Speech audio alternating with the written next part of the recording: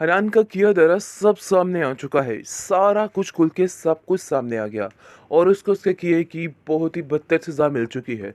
क्योंकि आज तक उसने जो कुछ किया है वो नाकाबिले बर्दाश्त और नाकाबिले कबूल। न जाने कितने लोगों के उसने दिल दुखाए थे और उन लोगों के साथ क्या कुछ किया था। ये ज़ुल्म सितम सिर्फ़ और सिर्फ़ वो करता रहा, लेकिन उसकी सोच बिल्कुल मौफ हो गई कि आखिर उसको इस चीज़ का बदला भी मिलेगा। आप देखेंगे कि ज़ाहरा बिल्कुल हैरान और बिल्कुल परेशान हो जाती है कि आखिर हनान उसको छोड़ के कैसे जा सकता है। चाहे जो कुछ भी है वो उससे प्यार करती थी और उसका शौहर था और उसको काफ़ी इस बात की तकलीफ़ होती है, लेकिन हनान की माँ ने उसका बेड़ा गर्क करके रखा था और फुल तरीके से उसका दिमाग ख़राब करके रखा था और उसको बिल्कुल भी होश नहीं थी और ख़बर नहीं थी कि आखिर ये सब कुछ क्या कर रहा है और क्यों कर रहा है।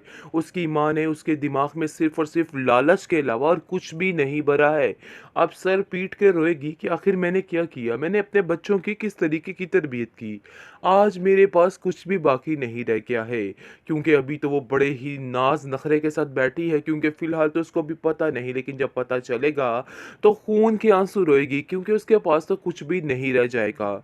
उसने सारी ज़िंदगी अपने बेटे को लालच सिखाकर सिर्फ़ और सिर्फ़ उसको यही बताया है कि बेटा किससे कैसे माल बटोरना है और किसकी ज़िंदगी को कैसे तबाह करना है। तो इस औरत का अंजाम क्या होगा? ये तो बिल्कुल पागल होकर मरेगी, क्योंकि इसका अंजाम इससे भी बदतर होगा, क्योंकि हनान को सिखाने वाली तो ये औरत ही थी।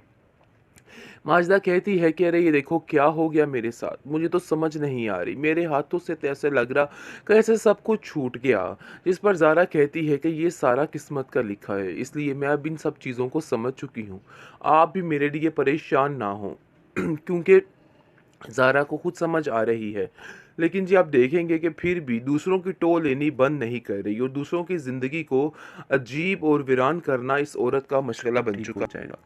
लेकिन रूमी साफ-साफ कहती है ज़ारा से कि देखो मैं ये सब कुछ नहीं करना चाहती थी। मेरा कोई भी मकसद नहीं था कि तुम्हारी ज़िंदगी को तबाह किया जाए। मैं तो सिर्फ़ आप लोगों की मदद करना चाहती थी और मदद के चक्कर में कि देखो ये सब कुछ क्या हो गया, मुझे तो खुद कुछ समझ नहीं आ रही है। खैर माजिदा काफ़ी ज़्यादा रोती है और कहती है कि मुझे तो समझ नहीं आ रही कि आखिर ये सब कुछ क्या हो गया। अचानक से ज़ारा की ज़िंदगी इस तरीके से फ़ना हो जाएगी मुझे तो अंदाज़ा ही नहीं था। आखिर उसके साथ ऐसा कैसे हो सकता है? महल जी अब पछताने का तो कोई फ़ायदा ही नहीं है, क्योंकि ये सारी बिल्कुल फ़ज़ूल की बातें हैं।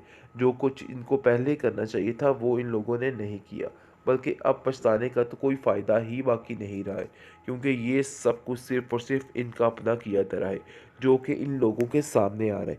वलीद को जैसे ही पता चलता है वो कहता है कि इसका अंजाम यही था, क्योंकि जो कुछ भी हुआ है इन लोगों ने खुद ही अपने साथ ये सारा कुछ खिलवाड़ किया है।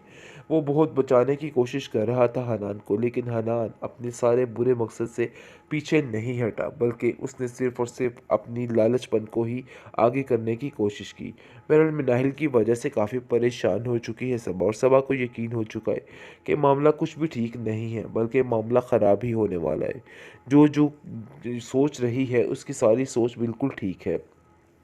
क्योंकि जैसे ही उसको पता चलता है कि वाक़ई में मिनाहिल की शादी वहाँ पे नहीं हुई, जिसकी वजह से वो काफ़ी टेंशन ले लेती है और सोचती है कि वाक़ई में वो उसका सोचना बिल्कुल ठीक था और काश वो पहले इन सब चीज़ों को समझ आती, लेकिन उसको समझ नहीं आती। लेकिन जी आप देखेंगे कि वलीद तसल्ली देता है उसको और कहता है कि ऐसी कोई बात नहीं और तुम्हें घबराने और परेशान होने की कोई भी ज़रूरत नहीं है। तुम्हारे साथ इधर कोई भी नाइंसाफ़ी नहीं हो सकती है। लेकिन नरगिस भी इस बात की गवाही देती है और कहती है कि देखो सबा तुम बिल्कुल भी परेशान मत हो। ये तुम्हारा घर है और तुम्हारा ही रहेगा और तुम्हें बिल्कुल भी इन बातों को लेके परेशान होने की ज़रूरत नहीं। बेहतरीन ड्रामा सीरियल पत्थर दिल के लास्ट एपिसोड काफ़ी ज़्यादा नज़दीक है। नाज़रीन जैसा कि आपने देखा है कि किस किस तरीके से अब सारे मामलात ख़राब हो रहे हैं, बल्कि समझिए हमें तो लग रहा है ख़राब हो रहे हैं लेकिन सब कुछ ठीक होने वाला है। हनान जो कि बहुत बड़ा धोखा करने वाला था और रोमी को ज़लील और रुस्वा करना चाहता था और चाहता था कि बड़े ज़माने में उसको ज़लील कर दिया जाए, लेकिन वही इतनी बुरी मौत वो मर चुका, यानी कि जो कुछ उसने किया उस चीज़ की सज़ा उसको मिल गई और इसका सारा क्रेडिट इसकी माँ को जाता है, क्योंकि इसकी माँ ही थी जिसने ये सब कुछ किया था। बहरहाल जी अब देखेंगे कि किस तरीके से रूमी अपने आप के बचाव के लिए ये सारा सिस्टम करती है, लेकिन जैसे ही ये सिस्टम आगे की तरफ बढ़ता है तो मामला काफ़ी ज़्यादा ख़राब हो जाता है, क्योंकि उसके सर पे गहरी चोट लग जाती है। लेकिन ये बात अभी उसकी माँ को खबर नहीं होती है और उसकी माँ अपने बेटे को मज़ीद लालच की तरफ भड़काने में मज़ीद प्लानिंग्स कर रही होती है, लेकिन वो ये नहीं जानती है कि उसकी माँ के साथ आखिर हो क्या गया है। हर चीज़ मरिया मेट हो गई, हर चीज़ ख़त्म हो गई और इसकी माँ की सारी प्लानिंग सरी की तरी रह गई हैं, क्योंकि जो कुछ वो समझ रही थी वो कुछ भी नहीं हुआ है।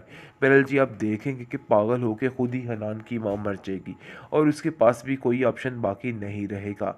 बहरहाल फ़िलहाल आप देखेंगे कि काफ़ी ज़्यादा इंतज़ार कर रही होती है हनान की माँ और कहती है कि मेरा बेटा अभी तक घर नहीं आया, आखिर वो कहाँ चला गया, मुझे तो कुछ समझ नहीं आ रही है, मुझे तो पता नहीं चल रहा। वो माजिदा को कहती है कि माजिदा, मुझे सच सच बताओ कि आखिर हुआ क्या है, क्या मामला हो रहा है और क्या नहीं हो रहा। जिस पर माजिदा चीखो पुकार करने लग जाती है और कहती है कि अरे भाई, वही हुआ जिसका डर था। तुमने अपने बेटे की तरबियत में ऐसी कमी रखती थी कि उसने बेड़ा गर्क कर दिया और हर चीज़ को तबाह बर्बाद करके रख दिया। लेकिन जी, आप देखेंगे कि जैसे ही ज़ारा को इस बात का पता चलता है तो वो काफ़ी ज़्यादा रोने लग जाती है, क्योंकि उसके पास कोई ऑप्शन नहीं रहता। मिनाहिल उसको काफ़ी तसल्ली देता है और कहती है कि तुम फिक्र मत करो, सब ठीक हो जाएगा। लेकिन रूमी साफ साफ कहती है ज़ारा से कि देखो, मैं ये सब कुछ नहीं करना चाहती थी, मेरा कोई भी मकसद नहीं था कि तुम्हारी ज़िंदगी को तबाह किया जाए। मैं तो सिर्फ आप लोगों की मदद करना चाहती थी और मदद के चक्कर में कि देखो ये सब कुछ क्या हो गया, मुझे तो खुद कुछ समझ नहीं आ रही है। खैर, माजिदा काफ़ी ज़्यादा रोती है और कहती है कि मुझे तो समझ नहीं आ रही कि आखिर ये सब कुछ क्या हो गया। अचानक से ज़ारा की ज़िंदगी इस तरीके से फना हो जाएगी, मुझे तो अंदाज़ा ही नहीं था। आखिर उसके साथ ऐसा कैसे हो सकता है। महल जी, अब पछताने का तो कोई फ़ायदा ही नहीं है, क्योंकि ये सारी बिल्कुल फ़ज़ूल की बातें हैं। जो कुछ इनको पहले करना चाहिए था वो इन लोगों ने नहीं किया, बल्कि अब पछताने का तो कोई फ़ायदा ही बाकी नहीं रहा है, क्योंकि ये सब कुछ सिर्फ़ और सिर्फ़ इनका अपना किया धरा है, जो कि इन लोगों के सामने आ रहा है। वलीद को जैसे ही पता चलता है वो कहता है कि इसका अंजाम यही था, क्योंकि जो कुछ भी हुआ है इन लोगों ने खुद ही अपने साथ ये सारा कुछ खिलवाड़ किया है। वो बहुत बचाने की कोशिश कर रहा था हनान को, लेकिन हनान अपने सारे बुरे मकसद से पीछे नहीं हटा, बल्कि उसने सिर्फ़ और सिर्फ़ अपनी लालचपन को ही आगे करने की कोशिश की। बहरहाल, मिनाहिल की वजह से काफ़ी परेशान हो चुकी है सबा और सबा को यकीन हो चुका है कि मामला कुछ भी ठीक नहीं है, बल्कि मामला ख़राब ही होने वाला है। जो सोच रही है उसकी सारी सोच बिल्कुल ठीक है, क्योंकि जैसे ही उसको पता चलता है कि वाक़ई में मिनाहिल की शादी वहाँ पे नहीं हुई, जिसकी वजह से वो काफ़ी टेंशन ले लेती है और सोचती है कि वाक़ई में वो उसका सोचना बिल्कुल ठीक था और काश वो पहले इन सब चीज़ों को समझ आती, लेकिन उसको समझ नहीं आती। लेकिन जी, आप देखेंगे कि वली तसल्ली देता है उसको, कहता है कि ऐसी कोई बात नहीं और तुम्हें घबराने और परेशान होने की कोई भी ज़रूरत नहीं है। तुम्हारे साथ इधर कोई भी नाइंसाफ़ी नहीं हो सकती है।